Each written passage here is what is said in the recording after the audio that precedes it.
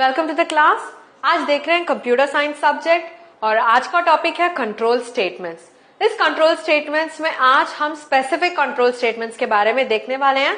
Those are if then and if then else. Okay, so हम लोगों ने previous session में कंट्रोल स्टेटमेंट्स के बारे में देख चुके हैं which are helping us to control the flow of the program, है क्या नहीं?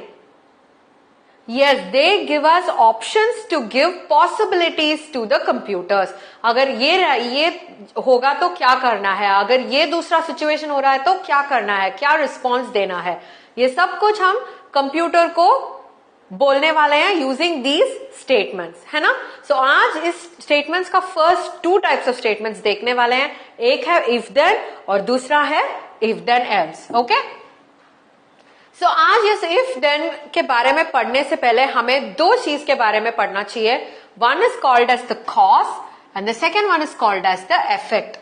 ये कॉज क्या होता है? कॉज इज द रीजन, क्यों कुछ चल रहा है, what happens, why something happens, उसे कहते हैं cause. Why does this happen? Okay, cause का मतलब क्या है? रीजन, व्हाई क्वेश्चन के आंसर होता है कॉज। इफेक्ट का मतलब क्या है? When this cause happens, जब ये cause होता है तब क्या होता है? What happens when something happens? Cause तो reason है, क्यों हुआ था, और जब कुछ हुआ था उसका reason है effect. Okay? When you talk about, for example, if I am going to tell 3 is greater than 5, ये है मेरा reason, ये तो false reason है या नहीं? So if 3 was greater than 5, क्या होगा? Your answer is wrong. है या नहीं? So if 3 is greater than 5, then your answer is wrong. So the reason is 3 is greater than 5, and when 3 is greater than 5, our answer is going to be wrong. ये होगा cause. You will talk this as effect, इसको हम effect कहेंगे। समझ में आ रहा है आपको? If you are going to do this in English statements में हम एक कीवर्ड यूज करते हैं। Let's see that with the activity now. Okay, ये तो मैच द फॉलोइंग जैसा है। Okay, first thing, if it rains then, ये सब कुछ है कॉज और ये पूरा effects. Okay, so if it rains then what should you do? If you eat unhealthy food then what should you do? If the signal is red then. So ये तीनों क्या है? causes हैं when something is happening. Okay, if it rains क्या करना पड़ेगा हमें? You will fall sick. Rain में जाएंगे तो you will fall sick. If it rains then you should take the umbrella, है या नहीं? So this will be connected to this. ये होगा first one. If you eat unhealthy food, then you fall sick. है या नहीं? If you eat unhealthy food, you will fall sick. If the signal is red, then you should stop the vehicle. Yes or no? Yes, हमें तो cause और effects का हम लोगों ने देख लिया था, मगर हर एक सेंटेंस में आपको दो वर्ड्स जो हैं that is kept on repeating. जो टू वर्ड्स होते हैं, those two words have been repeated all the time in causes, उसे क्या कहते हैं? एक वर्ड है इफ, दूसरा वर्ड है देन। देखो यहां पे भी इफ देन, इसे कहते हैं हम keywords. Whenever if something happens, कुछ हो रहा है, if something happens, based on that something, then you do something. ये दोनों को हम डिसाइड करेंगे based on the conditions. Okay? So always remember when you're talking about a cause and an effect, आपको जो सिचुएशन दिया गया है वो सिचुएशन के हिसाब से आपको रिस्पॉन्ड करना पड़ेगा। मैंने ऑलरेडी बताया था computers do not know how to respond until you tell them, until you instruct them to respond. Okay? So if then statements क्या करेंगे? जो कंडीशंस हम लोग यहाँ पे देंगे उसके हिसाब से कंप्यूटर को रिस्पॉन्ड करने के लिए इंस्ट्रक्ट कर सकते हैं। If there is a condition like this, then do this. If the person has entered the ATM pin wrong, then tell him that he is wrong, he is entered a wrong pin. ये सब conditions हम computer को बता रहे हैं so that the computer will react. Alright, अभी देखो the keywords that we saw from this. If, ये जो कीवर्ड है, कीवर्ड का मतलब है we have stored this. Keyword का मतलब क्या होता है? Stored word. Keyword is called as stored word. उसका मतलब है ऑलरेडी कंप्यूटर के अंदर, एक प्रोग्रामिंग लैंग्वेज के अंदर ये इफ के लिए एक अलग सा मीनिंग स्टोर हो जाएगा, ऑलरेडी एग्जिस्टिंग। हम लोग जाके उसे फीड नहीं करते हैं। हर एक प्रोग्रामिंग लैंग्वेज में when we type if, automatically उसका मीनिंग क्या होता है? आगे हम कंडीशन देने वाले हैं। So this will be already built in inside the computer, so that's why you call them as keywords.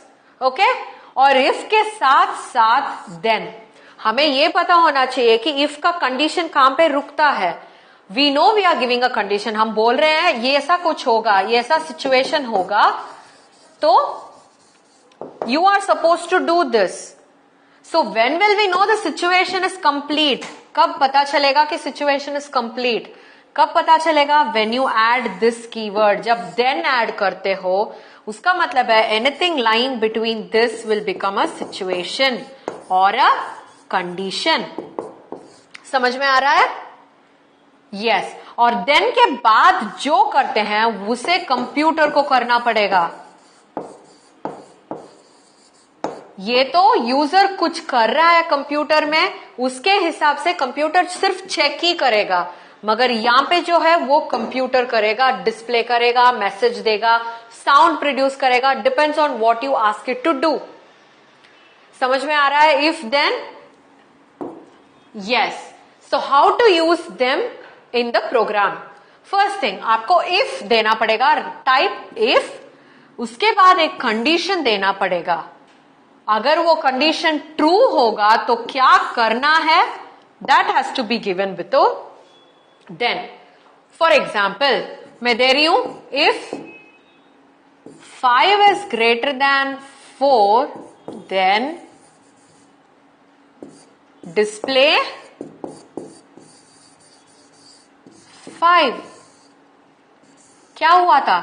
This is true. ये जो 5 greater than 4 is true. Whenever you want to do something, you want the computer to do something, if के condition जो है, this will act only if the given condition is true. Only when the condition that you have given is true, नीचे जो then के part है, जो display part है then के बाद में, वो होगा। अगर आपके जो कंडीशन यहां पे है, if I am writing if 5 is greater than 6, then display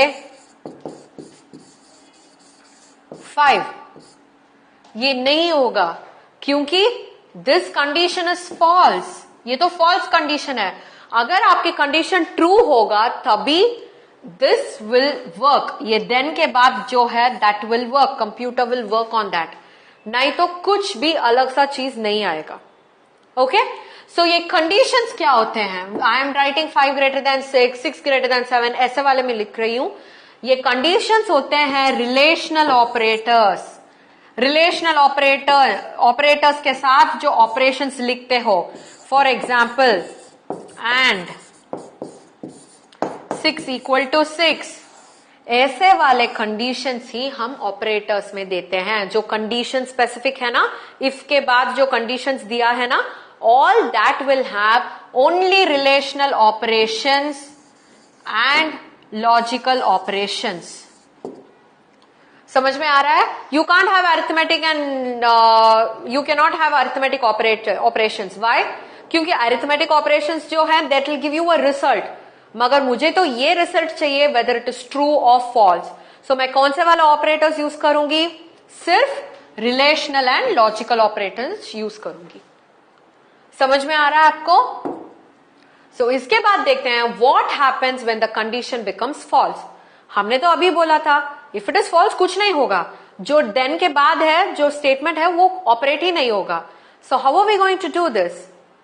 उसके लिए देखते हैं first thing, if the condition is false computer never responds.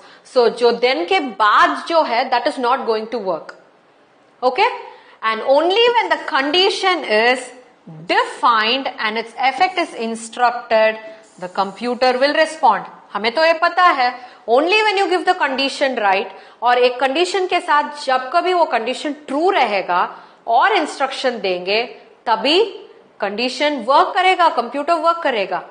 तो हमें क्या करना पड़ेगा? हमें तो ट्रू के लिए कंडीशन हम लोगों ने दिया था, और तो वो ट्रू है तो देन के बाद हम लोगों ने स्टेटमेंट्स लिखा था, डिस्प्ले, शो, ऐसे वाले स्टेटमेंट्स लिखा था।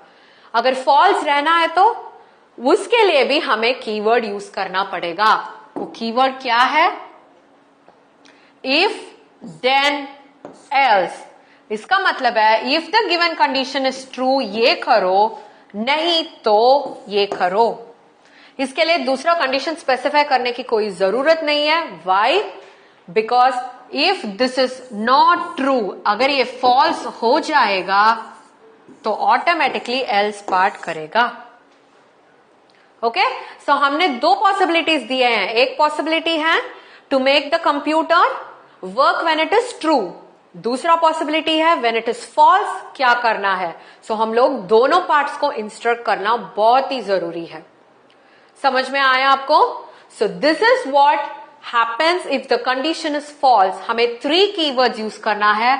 If given condition is true, then के बाद जो है उसे एग्जीक्यूट करेगा कंप्यूटर। अगर जो कंडीशन यहां पे स्पेसिफाई किया गया है वो फॉल्स हो गया है तो एल्स के बाद जो है वो एग्जीक्यूट होगा। सो अभी एटीएम पिन में जाके, ये एटीएम मशीन में जाके यही ऑप्शंस हम यूज करेंगे तो क्या होगा? I am going to tell if pin is right, क्या करना है? Give him cash, then give him cash. Else में क्या लिखेंगे? Display error. एरर मैसेज देना पड़ेगा ना। क्या एरर मैसेज देना है? Pin you entered is wrong, है या नहीं? यस। सो ये जो पॉसिबिलिटीज को हम मेंशन करते हैं, we should always remember possibilities will be true or false only. Okay? So ये जो true or false को mention करके उसका instructions हमें follow करना है तो we have to mention if, then, else. So यही है conditional statement if, then, else. समझ में आ रहा है आपको? Yes? So what did we learn today? We have learnt about how the control statement if then and if then else work. हमें तो आगे के प्रोग्रामिंग लैंग्वेजेस में आप देख चुके होंगे, हर एक प्रोग्रामिंग लैंग्वेज में एक एक स्पेसिफिक कीवर्ड्स बनता है। क्यू बेसिक में क्या होता है? इफ देन एल्स होता है, इफ देन होता है। When you see plus plus, C ऐसे वाले हायर प्रोग्रामिंग लैंग्वेजेस में सिर्फ इफ एल्स होता है, देन का ऑप्शन नहीं होता है। So as you increase, as you go on top level of programming languages, थोड़ा थोड़ा बहुत चेंजेस रहता ही है, मगर जो कॉन्सेप्ट जो होता है कंडीशनल स्टेटमेंट्स का, कंट्रोल स्टेटमेंट्स का, वही रहता है। सो इफ के बाद कंडीशन देना पड़ेगा, और कंडीशन ट्रू है तो क्या करना है? वो उसे इफ के नीचे देना पड़ेगा, और कंडीशन फॉल्स क्या होता है तो उसे एल्स के नीचे देना पड़ेगा। ऑलराइट, सो आगे के सेशंस में हम लोग इसके बारे में प्रोग्राम्स भी ट्राई करेंगे। सो आपको वो प्रैक्टिकल एक्सपीरियंस है वो भी इजी से समझ में आ जाएगा। Alright, so please practice these at your home, go through all these keywords को आपके याद रखना चाहिए। Alright, go through all these keywords. आपको कुछ डाउट्स है तो एनी डाउट्स बटन ऐप में जाके क्लिक करके आपके डाउट बता दीजिए, वहां पे it will be clarified. Alright, so meet you in the next session. Until then, bye bye.